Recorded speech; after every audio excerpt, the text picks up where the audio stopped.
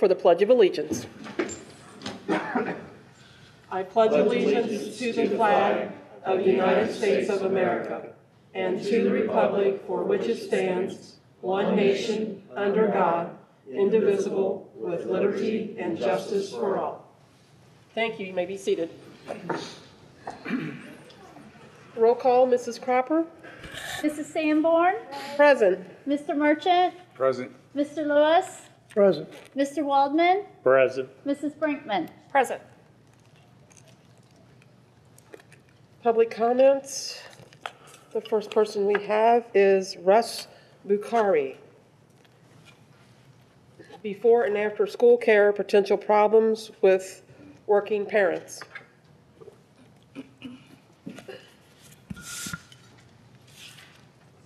I thank the board for allowing me to speak. I'm Russ Bukhari. I'm the principal of the Eastern Hills Educational Building. We're an ODE chartered school. A little louder? That's great, thank you. Okay.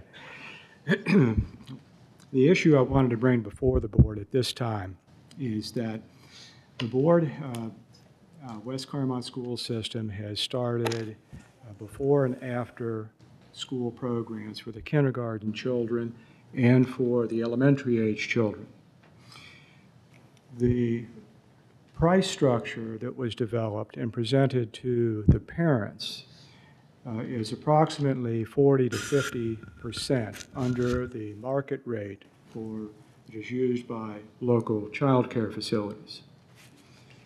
Because of that, our board at this time is under serious consideration as to whether or not we could continue to provide care on a before and after basis.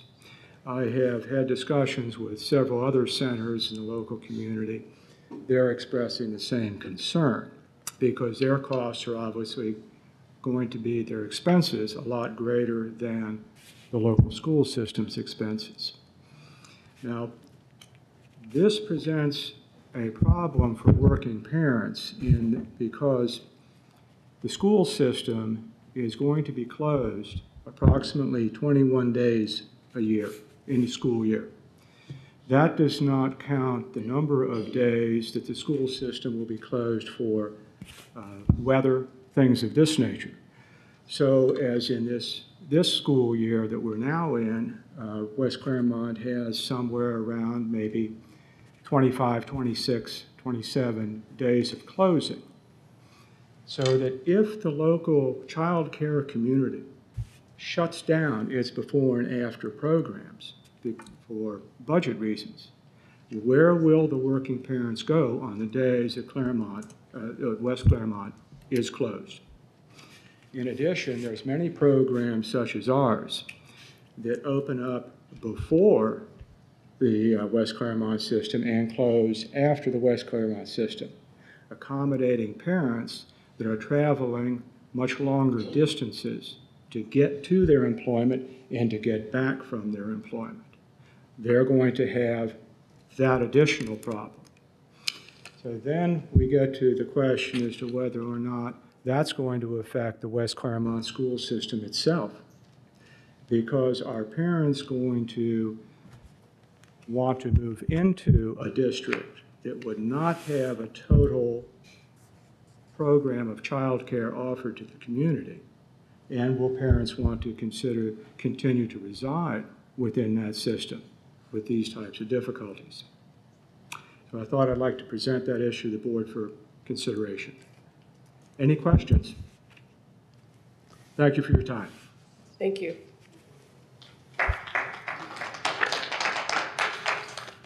Doug Bard, gun safety signs.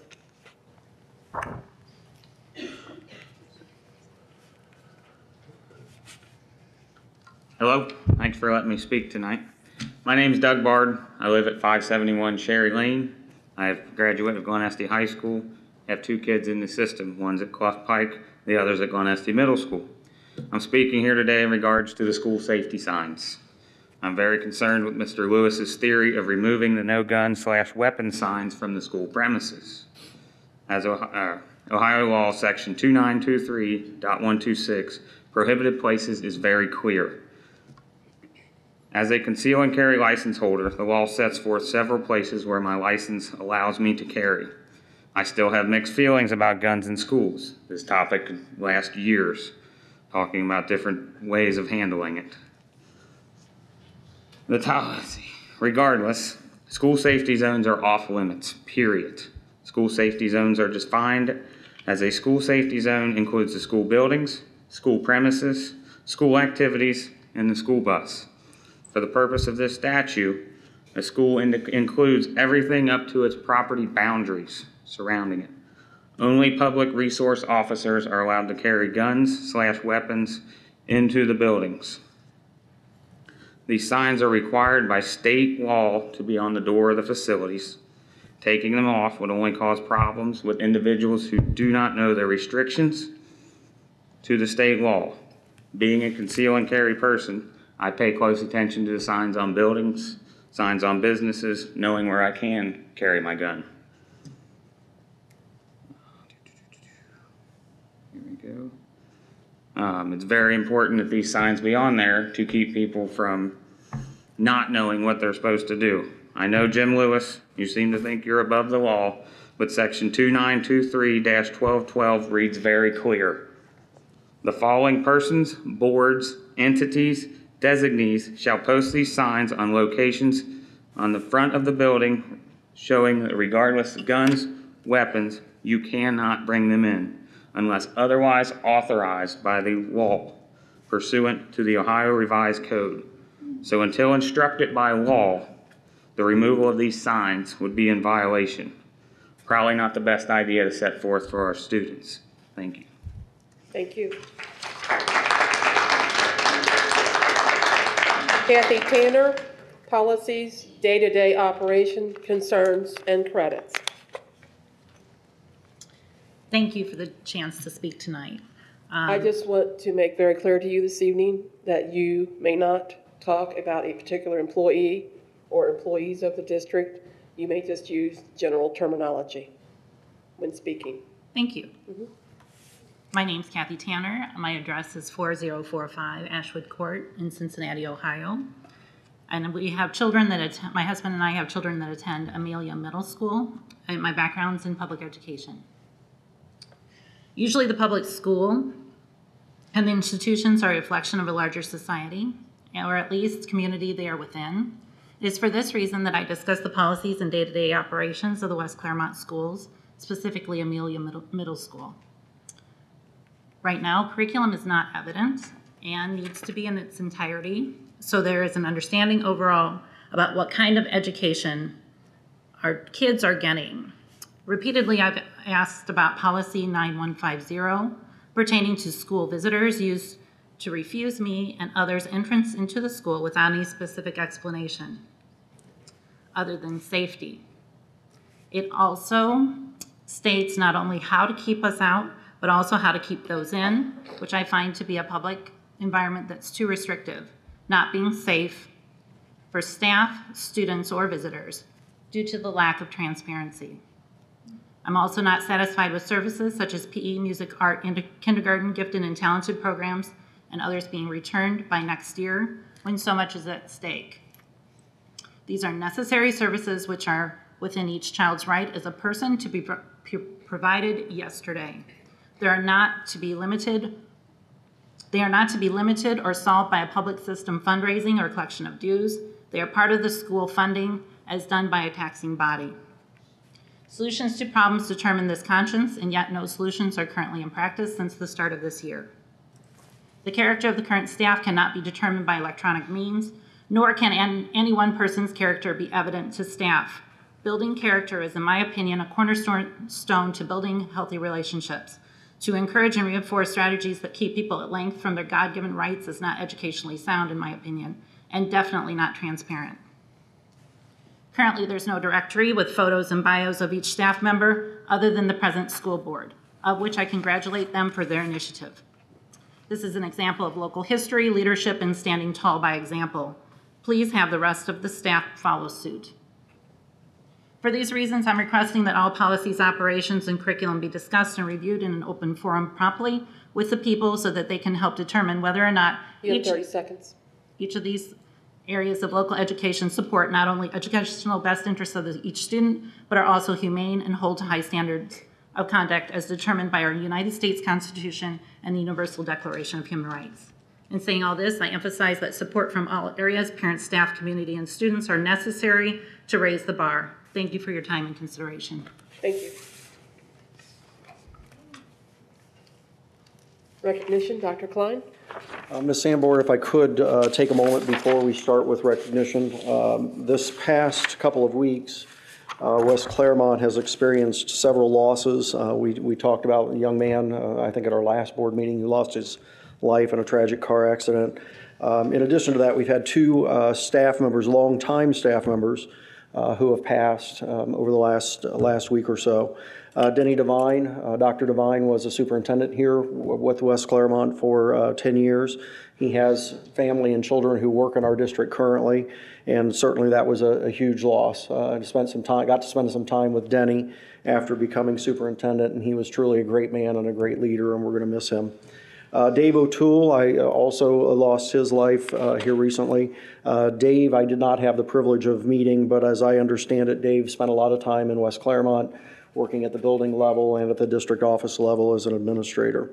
So if we could take just a moment of silence to remember those two leaders here in West Claremont as they go on and are now probably in a better place. So if we could take just a moment of silence.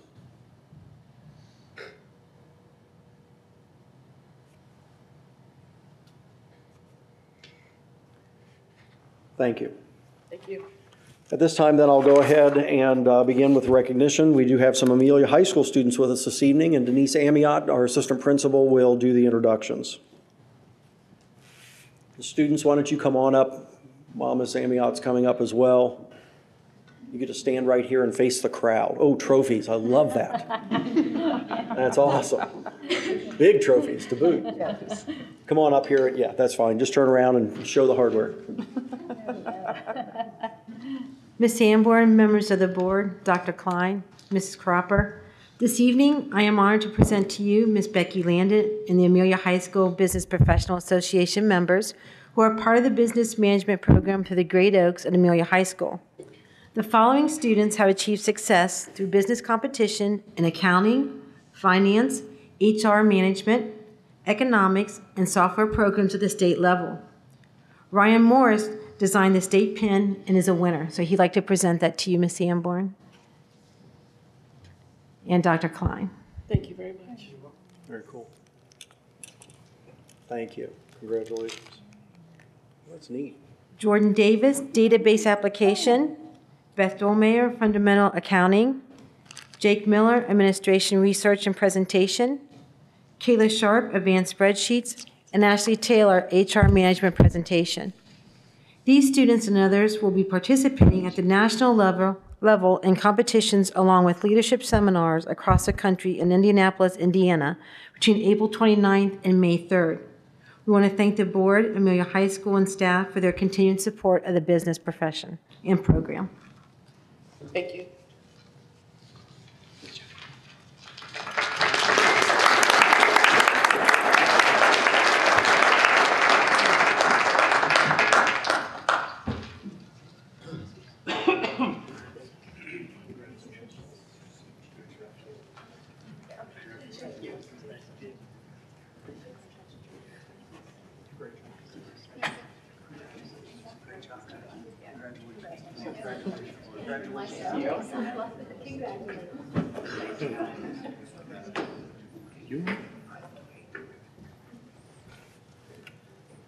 As always, it's great to see our young people doing great things, and want to thank the staff for their leadership in getting them prepared for the competitions that they are participating in. So great job, folks, and good luck at Nationals. Mrs. Cropper, approval of minutes. First item on the treasurer's agenda this evening are the minutes from the regular meeting, which was held March 10th, 2014. I respectfully request that you approve those minutes as presented in your packet. You've heard the recommendation from Mrs. Cropper. Do I have a motion? So moved. Do I have a second? Second. Discussion? Roll call, Mrs. Cropper. Mr. Lewis, Yes? Mrs. Brinkman, Yes. Mr. Waldman, Yes. Mr. Merchant, Yes. Ms. Sanborn. Yes. Motion carried. Treasurer's business.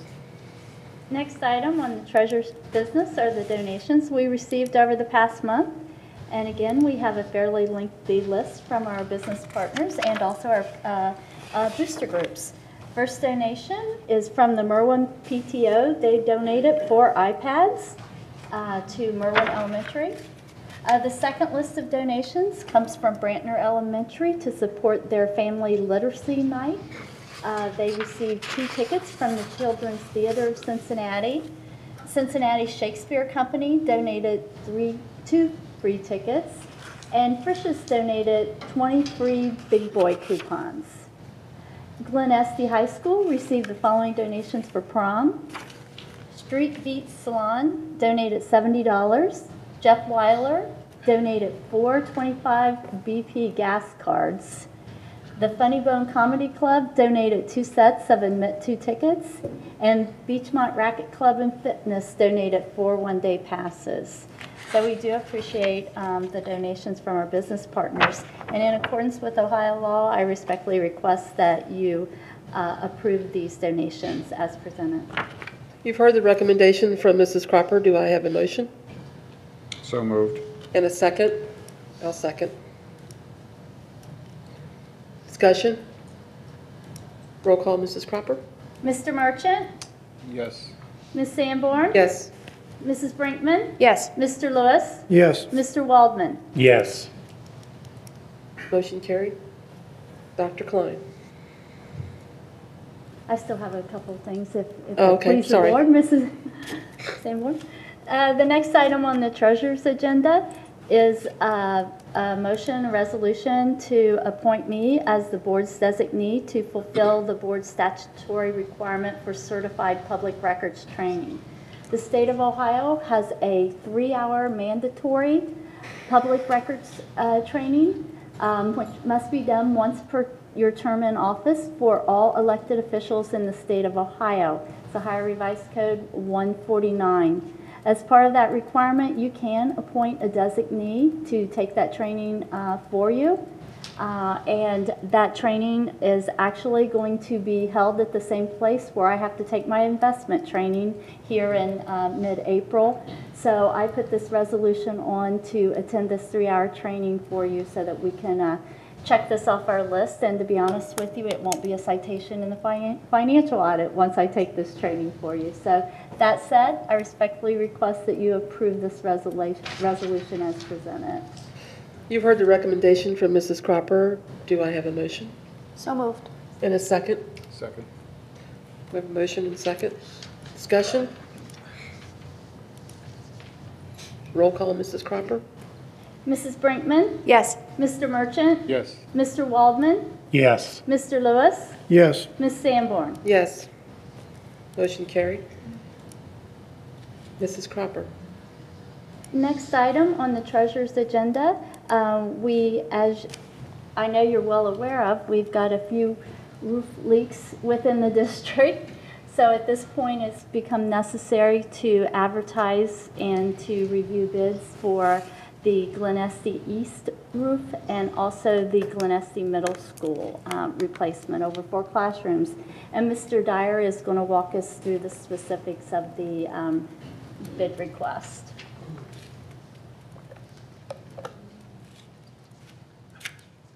Good evening. Thank you. Good evening. As you know, it's been a tough winter. Everybody's experienced it, I think, but our roofs in particular have suffered as well as I think most flat roofs in the area. It seemed to have been a hard year for those. In particular, we had two roofs that are giving us a lot of trouble and quite honestly are past their useful life. Nobody likes to put on roofs. They're like one of the things on top nobody gets to see, but they're very necessary items for school or anywhere actually. But the first roof we want to talk about this evening is over the Glen Estee East Wing, the complete original building. As you can see there are areas A, B, and C. That is a large roof. 87,000 square feet of roof.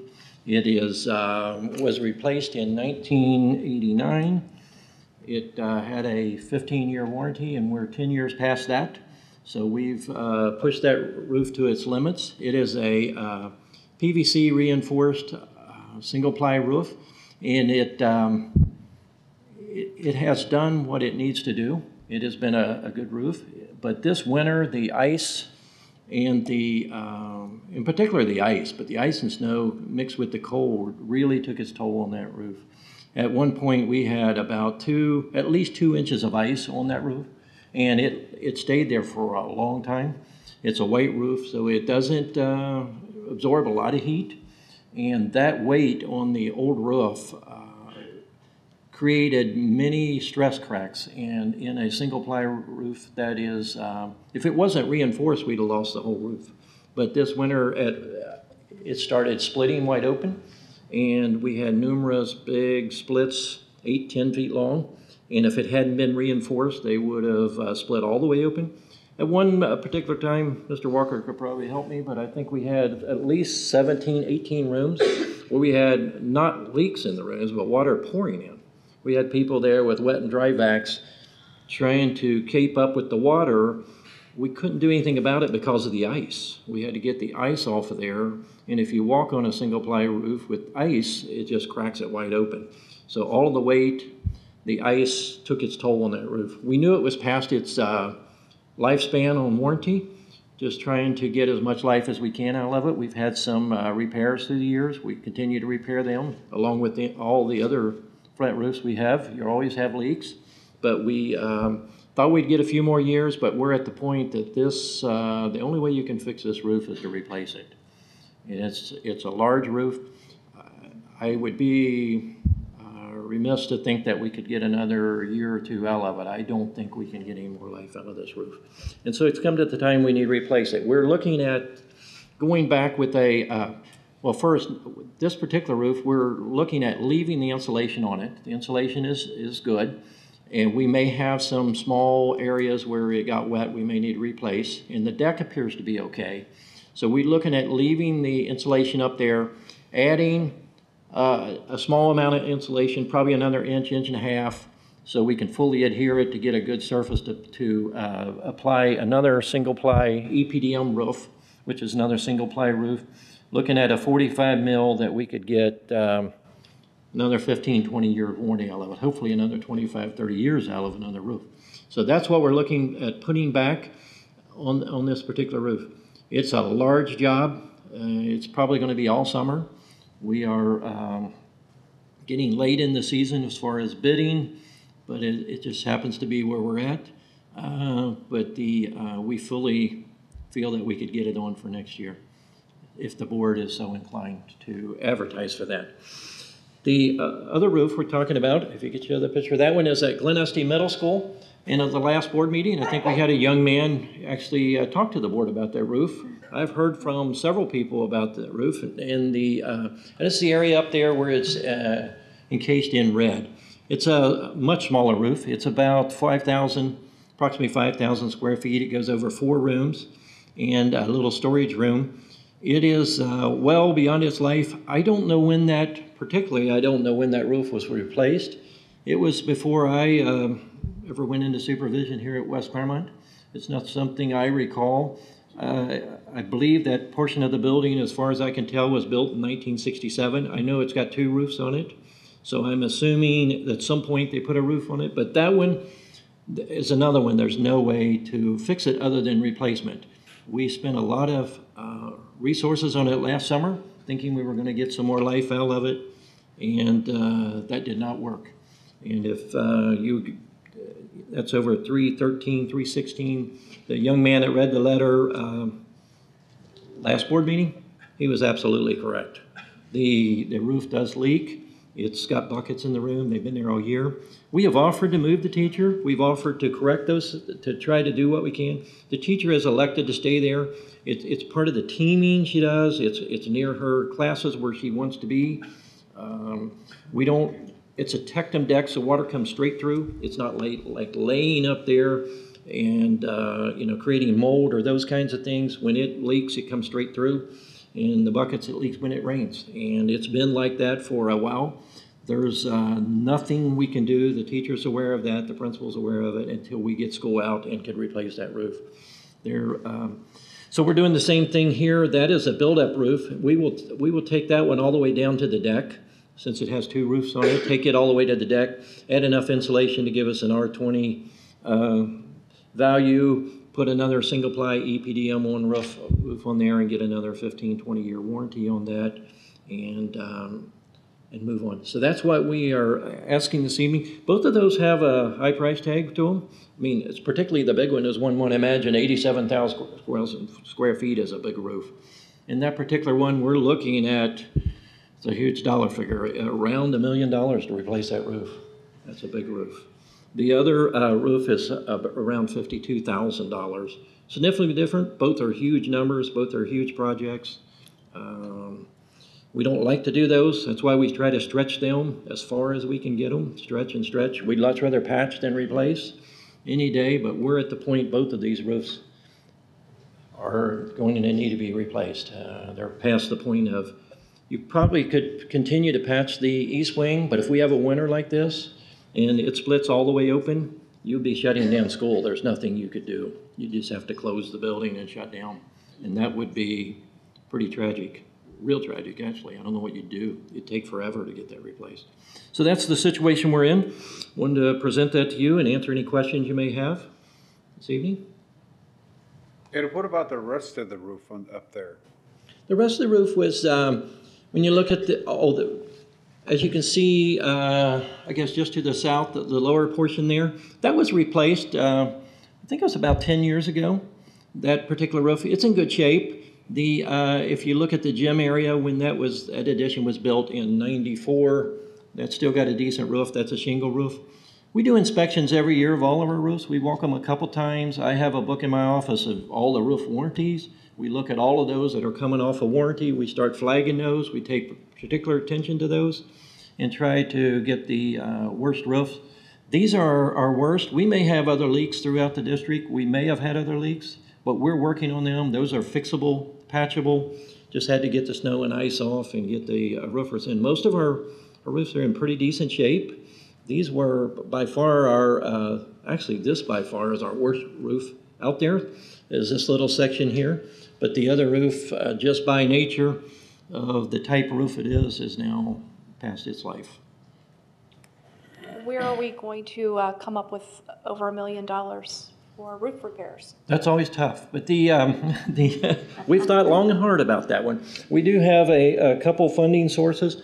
The first preferred one would be if we could tap into the expedited local funding option of the state, and if we could, we don't know where with the building assessment, we don't know where that's going to come back. But if we could tap into that, we could do it under a 70-30 split, us paying 70%, the state paying 30%, which is a big number when you start thinking about that. And there is money set aside if we need to go that direction. We also have the Permanent Improvement Fund.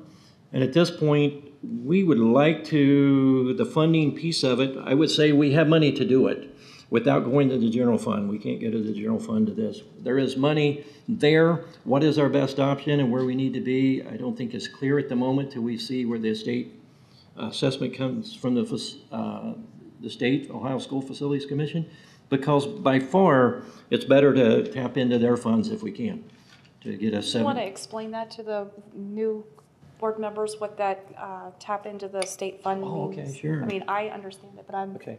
I don't Yes. We all understand it. Through the Ohio School Facilities Commission, we do have the option if it meets their guidelines, and if the building, right now they're assessing the buildings, if the building assesses below 60%, 66% of replacement versus renovate, if they say the building under their guidelines should be renovated, then they will fund 30% of the project. We don't get the money up front. If we spend it, and then when we get into a facility program with the state, they will reimburse us that 30%. And we use that for the roof replacement at Holly Hill. We've used that program for also boiler replacement at Glen Estee High School as well as Amelia High School. And anytime we can get the state to pay 30% of anything, we will take that. What we don't know, because the assessment's still out there, if the building should rate over 66%, where they say the building should be replaced versus renovate, then they would not fund this under their program. They would only put money into a program that had some lifespan to it. So we don't know where that's at just at the moment, but once we get that, we'll have a better understanding of that. What was Glen Estee ranked the last time you saw the reports? At what percentage? I believe, without having it in front of me, I believe we're at 54%, wow. But we do expect it to, be on the border. I really don't know which direction it's going to fall. We haven't seen that, but I do think it's going to be close. So we really don't know. I don't want to sit here this evening and say, okay, it's going to be below or above. I really don't know. But should we need to go the other option in the permanent improvement funds, we would tap into those. We'll just have to reduce the amount of projects we have scheduled to do and modify some things, because these are by far the top priorities. We have no bigger priorities than roofs that are just gone beyond their life. So we'll have to make modifications, do what we can. But it's critical to note that no funds would be taken out of the general fund. And is that money in that fund that you're referring to money that is coming from the inside millage? Yes. And all the funds we have for new construction, that can't be touched for repairs like this. The stuff that's sitting there, was it, how many millions of dollars we got sitting there? In excess. Towards the next. In 04? In the building fund you're asking? Yeah. There's 1.6 million setting in the building fund. Hopefully that we'll use as OFCC comes down and identifies projects that they will use the partial funding on. It could be used for that, the way I understand it. I'm not the treasurer, but it could be used for that the money you're talking about, if it qualifies under the Ohio School Facility Commission, to use those funds for that particular project, because it is improvements to buildings that is recognized by the state. Whether we use it or not, I'm just saying it could. Ed, you would think this is really the first step in the process where the board allows you to, or authorizes you to go out for bid. You would think by the time those bids came in and we had a chance to look at those and then vote on approving the bids, we'd know more details about what information comes back through the OFCC as well, wouldn't we? We're expecting that. We're expecting that. We will, before we award the bids, the process tonight, we're asking you to permit us to go out and advertise for bids, and that's the process. We will open bids and bring back bids sometime, probably the last meeting in April. And at that point, we'll review the bids. We'll have to know what the numbers are and how we're going to pay for those, because we'll have to issue POs and et cetera at that point. So we'll know more by then. But you'll do that in cooperation with Mrs. Cropper to identify what PI accounts that'll come out of, and absolutely. We'll know that information by the time we are asked to make a decision on which vendor to approve. Absolutely. Okay. Yes. Yes, we always look to Mrs. Cropper for anything that's financial. I don't have any authority of those lines. I think it's important to note as well that you met with the facilities committee and reviewed this information as well. So we've been brought into the loop on that process.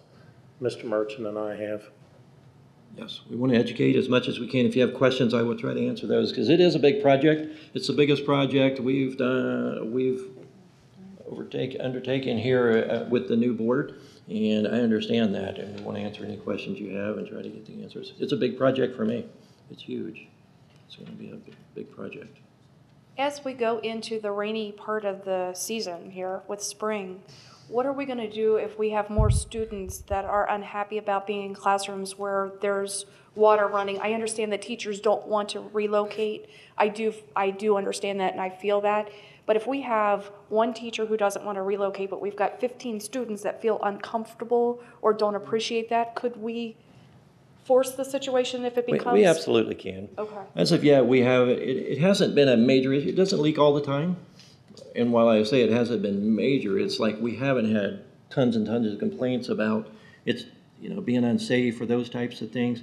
Mrs. Crow's been on top of They've it. got 45 minutes to learn, and all the kids are wondering whether or not, the bucket's going to overflow or somebody's going to trip over it, or if that becomes the focus versus math. Sure. That's. We're relying upon Mrs. Crow to handle that, and she's been she's been on top of the situation from day one. She observes in the classroom, she talks to the teachers, she talks to the students.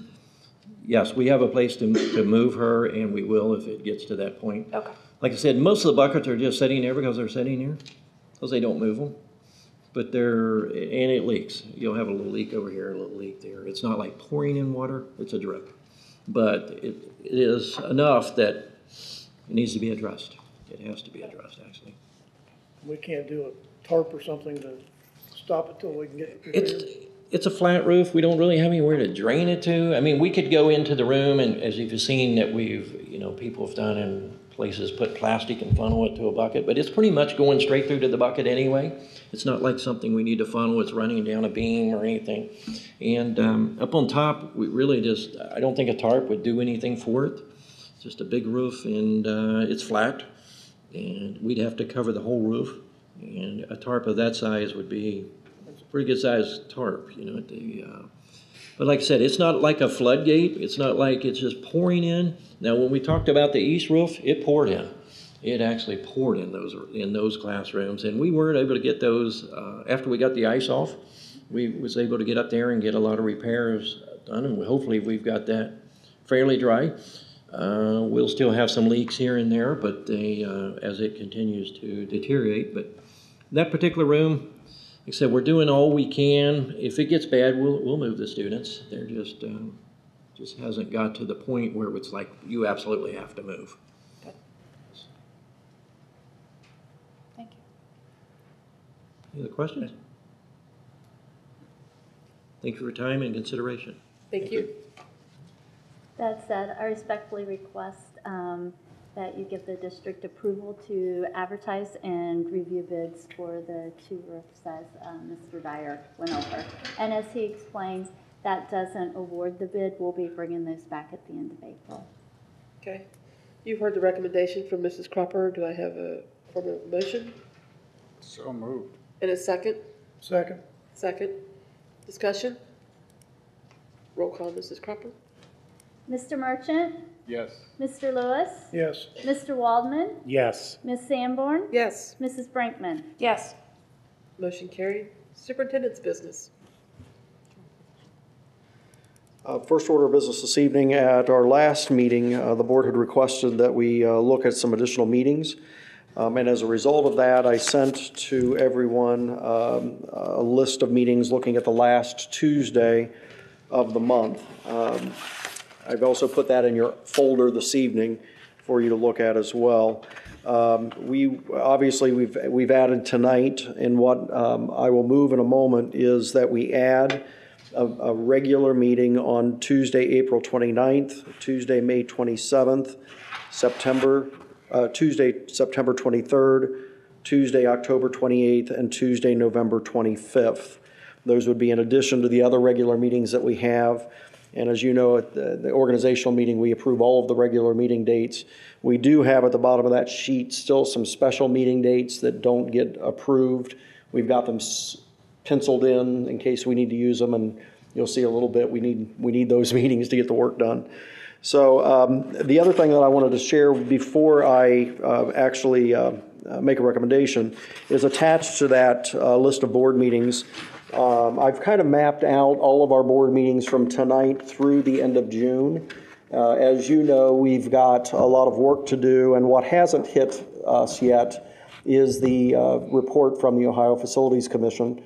And if you look on this, I've got 3 regular business meetings set aside to discuss that. And I'm quite honestly, I'm not sure that those 3 meetings are going to be enough. But that's going to be a huge piece that we're going to have to work through yet this spring. And like it or not, we're working with the state. They're going to give us a deadline for coming back with an answer. So I built that in, as well as all the other topics that we had put on our priority list at the beginning or I guess back in February. So that is in draft form. I need a plan for myself and for the administrative staff to prepare for meetings that are coming up. And I thought it would be good to lay that out just to make sure that we're getting everything covered as we move through the spring. And it is without question going to be a very busy spring. So with that being said, I'd like to respectfully request that the board approve the additional regular business meeting dates as presented. You've heard the recommendation from Dr. Klein. Do I have a motion? So moved. In a second? A second. Discussion? Roll call, Mrs. Cropper? Mr. Waldman? Yes. Ms. Sanborn? Yes. Mrs. Brinkman? Yes. Mr. Merchant? Yes. Mr. Lewis? Yes. Next order of business is to approve job descriptions. As you know, the Human Resources Department has been updating our job descriptions across the district. This meeting, I'd like to bring to you the recommendation to approve the new job descriptions for the Director of Human Resources and elementary principals as presented in the agenda. You heard the recommendation from Dr. Klein. Do I have a motion? So moved. In a second? Second. Discussion? Roll call, Mrs. Cropper? Mrs. Brinkman? Yes. Mr. Waldman? Yes. Mr. Lewis? Yes. Mr. Merchant? Yes. Ms. Sanborn? Yes. Motion carried. Dr. Klein? The next several pieces of business pertain to policy. As you know, we several times a year get policy updates from Neola, who is the contractor we use to keep us legal as far as board policies and state law is concerned. I've given you each a packet of policies that are I will recommend for approval at our April 14th meeting. But to go with board policy, and we've kind of slipped away from this, the process for approving new or revised policy is that I will sit down with our Neola rep and get that explanation. Then I sit down with the policy committee and review all of those, and we make some choices. And sometimes there are a lot of options for us, and sometimes it's straight adopting what's in law. So Mr. Lewis and Mr. Waldman and I sat down and went through the policies that I'm presenting this evening and made those decisions. And I think in this batch, there weren't a whole lot of decisions to make. It was just one of those rounds of policy. The next step is supposed to be a first reading, and that's what tonight is. And so I'll take just a minute briefly on each policy to explain what it's about and then move on to the next one. Then we have from between now and April 14th before I'll ask for their approval. Okay, so that's kind of the policy process that we're supposed to be using. The cover letter that I gave you explains new versus struck language, so that hopefully will help as you look at this over the next couple of weeks. The first two items are new bylaws. The first one, 0157, is the appointment to Joint Vocational School District Board. This bylaw does reflect the state of current law and should be adopted by us as a JVSD member district to maintain accurate policies. This just further spells out the process for appointing a representative to the Great Oaks Board. And actually, we went through that process already earlier this year and had Matt Van Zandt appointed to that position. The second bylaw is 0166, executive session. This too is a reflection of current state law and should be adopted to maintain current policies. There are some grammatical changes to this. In addition to that, letter H has some additional information about the board may go into executive session to consider confidential information related to marketing plans, business strategy, production techniques, etc. So that's really the only change in that bylaw. The next item is it's actually three policies that are being revised, 1422, 3122, and 4122. Non-discrimination and equal employment opportunity. And if you'll remember the way our structure is set up, we have a section, the 1000s is administration, the 3000s is professional staff, our certified teachers, the 4000s pertain to classified staff. So many times we'll see that same policy pop up in three different sections and we have to approve all three. This does bring us into compliance with the Ohio Civil Rights Code, and these policies will be something that they will be looking for if there's ever an investigation of the district by the Civil Rights Commission. This does specify, all three policies specify district compliance officers. You'll note there's a lot of color there on the first page. Our advice from Neola has been to name positions, not name people, because positions will stay the same, people tend to change. And if you put names of people in and there's a change, then you have to come back and revise policy again. So we go with positions. Additional information in there about just the complaint process and the procedure for civil rights complaints, both informally and formally, and different sanctions and monitoring of those agreements. And again, those three are packaged together, and when we get to it, I'll ask for approval of all three of those at the same time. Policy 16-1901, 34-1901, 44-1901, privacy protections for self-funded group health plans. Our only self-funded group health plan is our dental.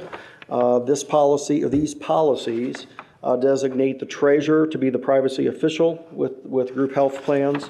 Does clean up some of the language in there and talks specifically about privacy protections for our employees around dental care. 16-1902, 34-1902, 44-1902, privacy protections for fully insured group health plans. That is our district medical plan. You'll see that the language between that and the dental is very similar, working on privacy protections for all employees. Revised policies 1623, 3123, 4123, Section 504 ADA prohibition against disability discrimination in employment. Again, these three policies bring us into alignment with what the Ohio Civil Rights Commission is going to be looking for should there be an audit or a complaint filed. Again, it talks about who are designated hearing officers, and it talks about where we will post this information for our families and community, actually our staff. It lays out the policy and the process for any kind of complaint that might arise around disability discrimination. Policy 2260, non-discrimination and access to equal education opportunity. Again, this is Ohio Civil Rights Commission. These need to be brought into compliance so that if there's an investigation or an audit, again, the naming of compliance officers, where we'll post that information for our public, and the process for complaints, either informal or formal, are listed in those policies, or that policy. In the home stretch, 2260-01, Section 504 ADA prohibition against discrimination based on disability. Same information there. It is around the Ohio Civil Rights Commission. Naming compliance officers, where we'll publish that information, and the complaint procedures around that as well. And last but not least, one of my all-time favorites, school calendar of 8210. As I mentioned, or have mentioned before with the former board and possibly this one, the school calendar revisions continue to change as law is interpreted through ODE and through the attorneys in Columbus. This does reflect current state law and needs to be adopted so that we're in compliance with that. The only real change to this is, as you know, we're going to counting hours next year instead of counting days. And the change in this particular policy addresses 2-hour delays. Right now, 2-hour delays do not count against us as far as calamity days are concerned. Under the new hours system, those 2-hour delays would count against our total number of hours. And so that is actually, they've struck the language in that particular piece so that, in fact, those delays do count against districts when they're looking at calculating their total hours of instruction. So those are the policies, and as a first read, just kind of a highlight, I'd encourage the board to take a look at those in more in-depth nature. Like I said, the policy committee has reviewed those, did our first reading and introduction tonight, and then I'll make a recommendation to have those approved on April 14th. In the meantime, if there are any questions about anything specifically in all of those policies, feel free to give me a call or send me an email. I'll be glad to get you an answer. Okay? Okay. So that's all the further I needed to go into those tonight. I don't know if there's anything else from the policy committee. Pretty cut and dry this time. Was. quite honestly. Okay, if I could move on then. I did want to share with the board and the community start and end times for next school year. Thanks to the consideration and the extension of the contracts with our bargaining units, we've been able to extend our instructional day for next school year. I think it's been absolutely unacceptable, particularly at our elementary schools, that we've had what has constituted probably the shortest instructional day in the area. When we're looking at 5.5 hours of instruction in a 6-hour day, that puts us, quite honestly, at the very bottom of how schools in the area are serving their kids as far as instructional time it goes. Like I said, through the extension of our contracts, we have been able to increase our elementary school days. It looks like it's going to be right at 40 minutes. I was shooting for 45, but we got a little bit of a glitch there with the transportation piece. By doing that, we will add 116 hours of instruction per school year. And that's a pretty significant chunk. And quite honestly, it moves us from being at the bottom to about the middle as far as length of days concerned for area elementary schools. So we're not at the top at this point, but we're in a whole lot better place than we have been. Glen Estee High School and both the high school and the middle schools, we have an opportunity to add 15 minutes of instruction a day. That'll add about 43 hours of instruction to the secondary students' day over the course of the year. And that's going to become more and more important, particularly as we look at hours, counting hours instead of counting days. So at this point, start and end times for next school year, both the middle schools will begin their day at 7, which is what we're doing right now, and the day will end at 2:15. The high schools will go 7:15 to 2:30. That's the addition of the 15 minutes. I would have loved to have moved that start time back, but we can't get buses to everywhere in time to be able to move that back any further. We will then go back to the what we had actually before we cut transportation. Folks refer to it as the ABC schools, Amelia, Brantner, and Clough. They will be our early elementary schools again. That day will run from 8:20 to 3 o'clock. And Holly Hill, Merwin, Summerside, Willowville, and Withamsville, Tabasco will run from 9:05 to 3:45. And so again, significantly longer school days. I feel really good about the 40-minute addition at the elementary level. And I wanted to get that information out so parents can start planning now. That's always a big announcement for folks so they know what's coming for next school year. So I wanted to share that with the board. It's not something that has to be voted on, but I did want to share that publicly so everyone was on the same page. Any questions about start times, end times? Okay, hearing none, I'll go on to the personnel agenda.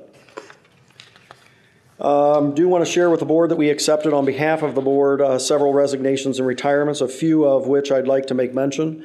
Dana Out, math teacher at Glen Estee High School. He spent 30 years all at Glen Estee. Retirement of Debbie Downey. She's an art teacher. She spent 30 years in teaching and was at both Clough Pike and Glen Estee Middle. Mona Wells, she spent 30 years of teaching all at Amelia Elementary School. She's been a kindergarten teacher of late. And Cheryl Kales, elementary teacher at Amelia Elementary. She came to Amelia with 6 years of experience in Illinois, is retiring with 35 years at Amelia Elementary, and with a combined total of over 40 years teaching elementary students. Wow. Tremendous experience and tremendous work over the course of a career. So we'll miss those folks as they move on to the next stage of their life. Under the personnel agenda tonight, some pretty routine items. We have supplemental contracts for spring, both track and tennis. Under item B, we have the, and C, hiring of weight room supervisor for Amelia High School and assistant football coach for next fall. Under D, University of Cincinnati will be accepting school psychology interns. There's an annual salary listed there. That is typically reimbursed later in the year by the University of Cincinnati, so it's no cost to the district. Classified exempt parapro aide. We have one person replacing an employee who's left. Substitute personnel for cafeteria workers. And then a relatively short list of school volunteers, not a huge surprise as we get towards the end of the school year.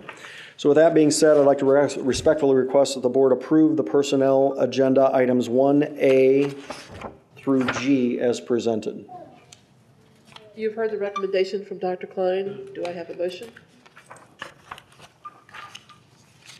So moved. And a second? Second. Discussion?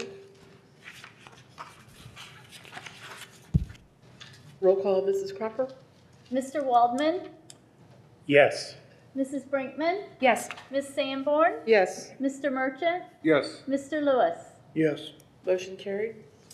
Thank you. And under superintendent's comments, I have one thing that I'd like to share with both the board and the parents and the community.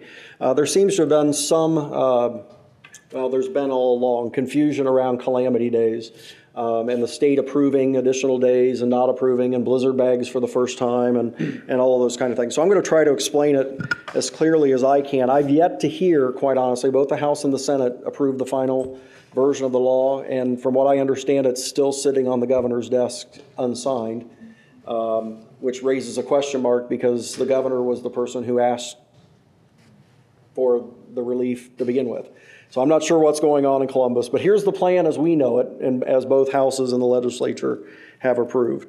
The first 5 days, which has been in law, the first 5 days of school that we miss, it's waived. We don't have to make those days up. That's been in place, with the exception of a couple bubble years. That's been in place. That's the first 5. The legislature approved what we're calling a 5 plus 4 plus 4 model. So those 5 we don't have to make up.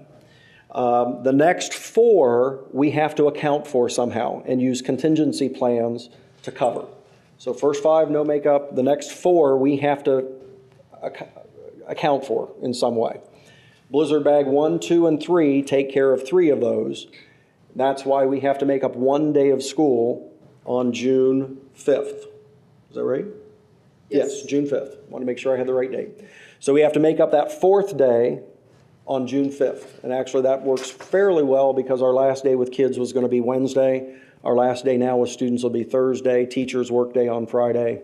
We're not wrapping around a weekend, which is always a good thing. That's the first 5, then the next 4, and then the last 4, if we have more snow days, and right now we're done, I hope.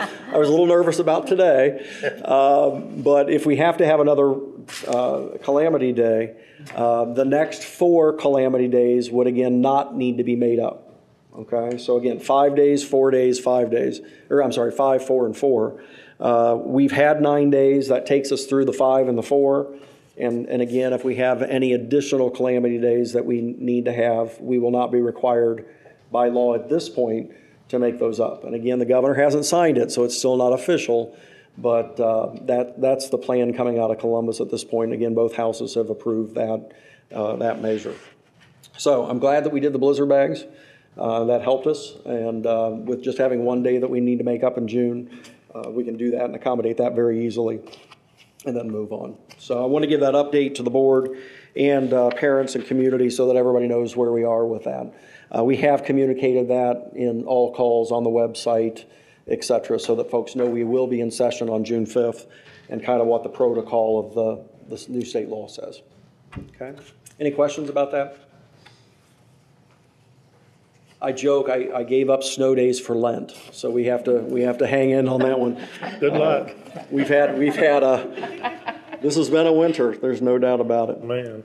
That then concludes the business that I have for this evening. Thank you. All right, thank you. Public comment. David Schaaf, petition.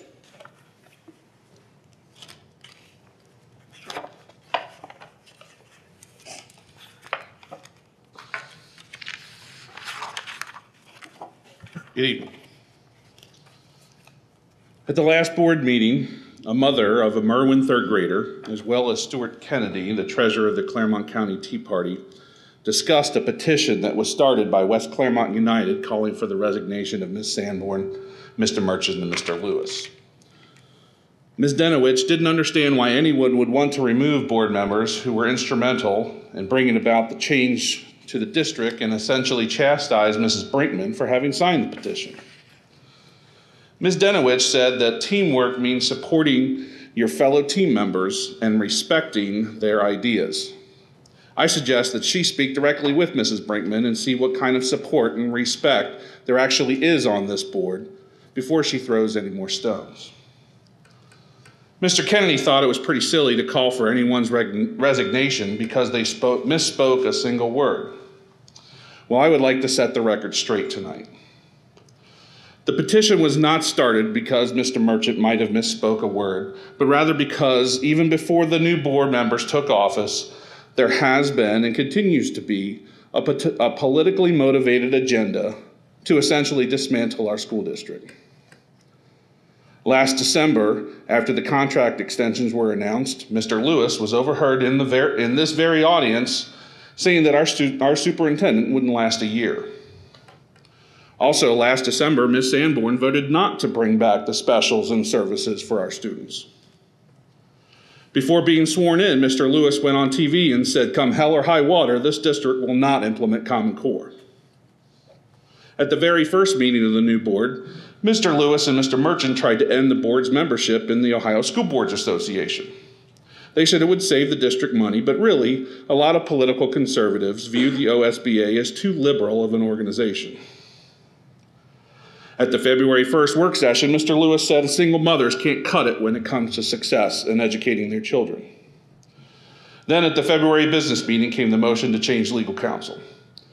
Throughout this discussion, it was more than apparent that Ms. Sanborn, Mr. Lewis, and Mr. Merchant had prior knowledge of what was going to happen at that meeting, which could be viewed by some as a potential violation of Ohio's open meeting law.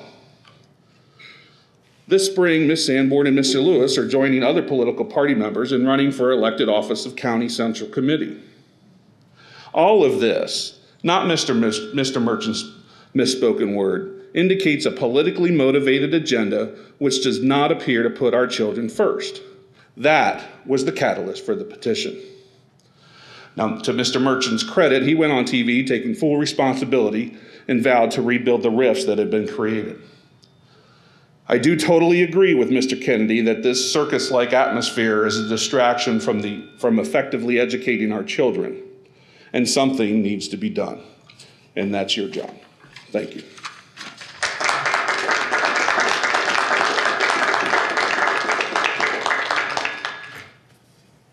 Board comments?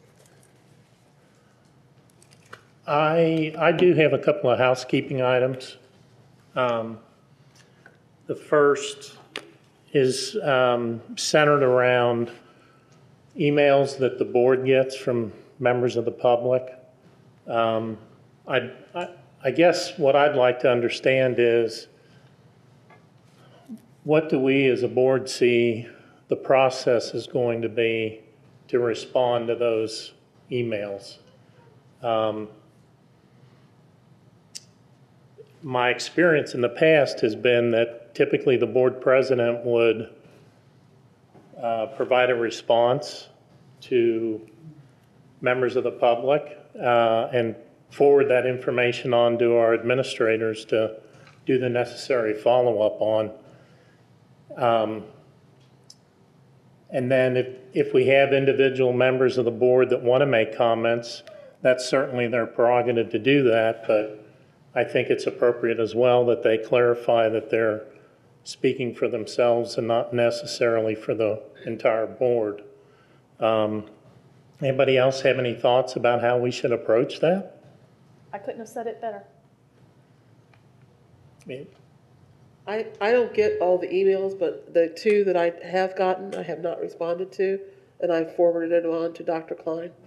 Yeah, the difficulty with that is I think all of us would like to know that someone has responded and that there's going to be follow-up by Dr. Klein or Mrs. Cropper.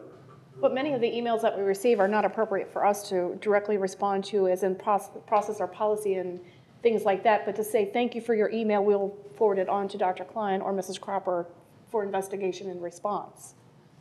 I mean, that's what our role is. I mean, it would seem to me that the president should respond to that, but if the president wants to advocate that responsibility to somebody else on the board, you could certainly do that, but it just kind of makes sense that one person, when those emails come in from the public or individuals, regarding questions about whatever it may be, that somebody can respond so that all of us know that there's going to be some particular follow-up on that. Well, I don't mind responding to the emails if that's what the direction of the board is. Does that make sense, Jim, or? Somebody needs to respond. I don't know if it's necessarily the board president. Depends on who it's addressed to. If they address it to me, or if it's something I'm interested in, I'll respond to them and try to make it clear I'm not, speaking for the board. Yeah, I mean, if that's a choice that any of us make to respond to an email from the public, we ought to just be clear that we speak for ourselves and not necessarily for the board. But it would be nice as well to have somebody designated on the board to kind of be the general spokesman for all of those things, so that we all know that, Tina, you're going to respond. You thank whoever it is for sending the email, and you've directed it to Dr. Klein for follow-up. Then if you copy all of us on that, we'll all know that there's been a response from the board on that issue. Does that make sense? It does, and likewise, I will, when I respond to the individual asking the question, I'll make sure that I copy it back to all of you so that you know, A, I've responded, and B, what the response is. Okay. Okay. That's fine. All right.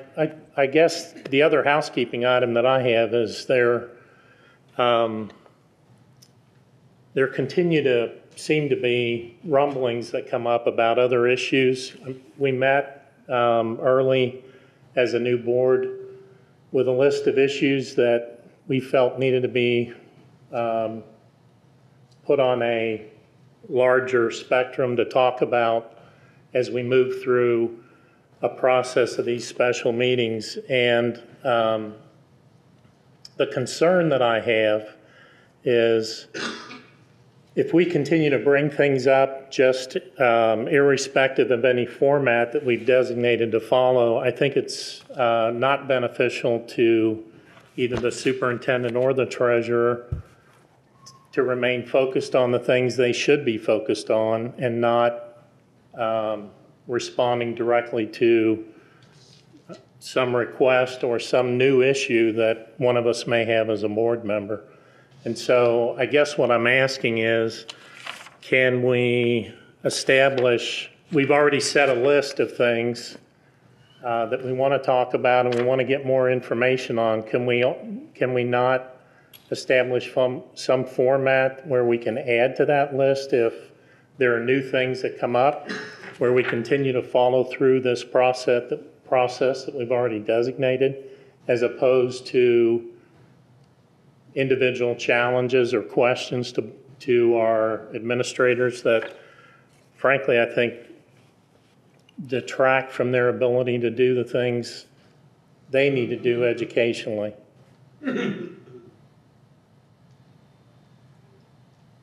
I wasn't aware that there was a problem in that area. It's my sense there is. Okay.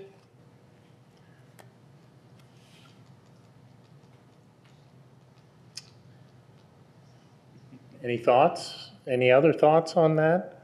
Can we just, is it fair to say we can add things to this list and give time for that process to take place? So, Well, generally speaking, thought, I'm sorry, generally speaking, in the years past, if there's an issue that one of us has come up with that potentially might benefit the students, our staff, our buildings, our processes, whatever it is, we would bring that up under board business, have conversation, and as a group decide whether or not that is something that we should give direction to the superintendent to, or the treasurer to investigate. You know what I'm saying? Yeah. So it's generally not one person coming up with an idea and calling them on the phone and saying, hey, what about this? And then having them work on that instead of their larger picture. So that would be my recommendation, that if there's things or topics that we want investigated or presented or more information on, perhaps bring it up during board business and getting a general consensus of the group. That way we're all aware of what's going on and informed, supportive of each other, and working together cohesively. mm-hmm.